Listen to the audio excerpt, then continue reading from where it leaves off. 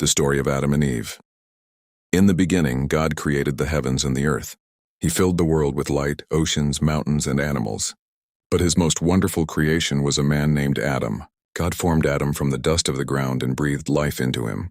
He placed Adam in a beautiful garden called Eden, where rivers flowed like sparkling ribbons and trees grew tall and lush with delicious fruits. Adam loved caring for the garden. He named every animal: the graceful giraffes, the playful monkeys, and the cheerful birds. But as he watched the animals play together, Adam felt lonely.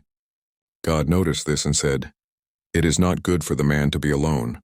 I will make a helper suitable for him." One day, God caused Adam to fall into a deep sleep. While he slept, God took one of Adam's ribs and created a woman. When Adam woke up, he saw her and exclaimed, "This is now bone of my bones and flesh of my flesh." He named her Eve, which means mother of all living. Together they explored Eden, talking with God and enjoying his gifts. God gave them only one rule: you are free to eat from any tree in the garden, but you must not eat from the tree of the knowledge of good and evil, for when you eat from it, you will certainly die. Adam and Eve promised to obey, and they lived happily, surrounded by love and abundance. But one day a cunning serpent slithered near Eve. It asked, "Did God really say you must not eat from any tree in the garden?" Eve replied, "We may eat from the trees, but God said, 'You must not eat from the tree in the middle, and you must not touch it, or you will die.'" The serpent whispered, "You will not die. God knows that when you eat it, your eyes will be opened and you will be like God, knowing good and evil." Eve looked at the tree. Its fruit seemed delicious and beautiful, and she longed to be wise. She picked a fruit and ate it. Then she gave some to Adam, who also ate it. Suddenly their eyes were opened, and they felt ashamed of being naked. They sewed fig leaves together to cover themselves. When God came to walk in the garden, Adam and Eve hid among the trees. God called out, "Where are you?" Adam whispered, "I heard you and I was afraid because I was naked." God asked, "Who told you that?" "Have you eaten from the tree I commanded you not to eat from?" Adam said, "The woman you put here gave me the fruit and I ate it."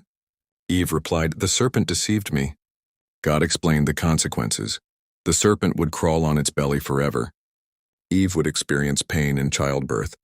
Adam would work hard to grow food from the ground, which now had thorns and weeds. Then God made garments of skin for Adam and Eve to wear, showing his care even when they disobeyed. Though they had to leave the beautiful garden, God promised that one day a Savior would come to restore peace and love. Adam and Eve began their new life outside Eden, working together and trusting God's plan. The children of Adam and Eve. Over time, Adam and Eve had many children. Some were beautiful and some were not. Once God sent an angel to tell them he would visit. Eve prepared by cleaning the house and dressing the beautiful children nicely, teaching them to bow and answer politely.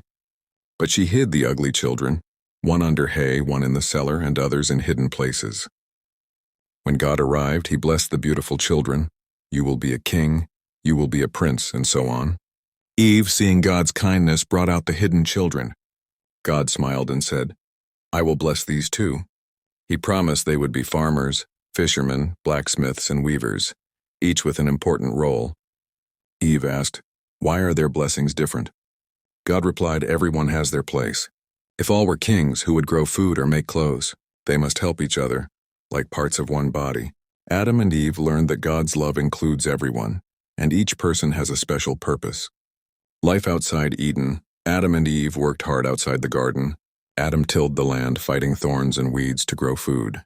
Eve spun wool and wove cloth for their family. They taught their children to care for the earth and each other. Despite the hardships, they found joy in their growing family and the beauty of the world God had made. They often told their children about the beautiful Garden of Eden and God's promise of a Savior. This hope filled their hearts with light even on the darkest days. The lesson: God's rules are for our protection, and disobedience brings consequences. But he never stops loving us and always gives us hope. Every person, no matter how different, is precious in his eyes.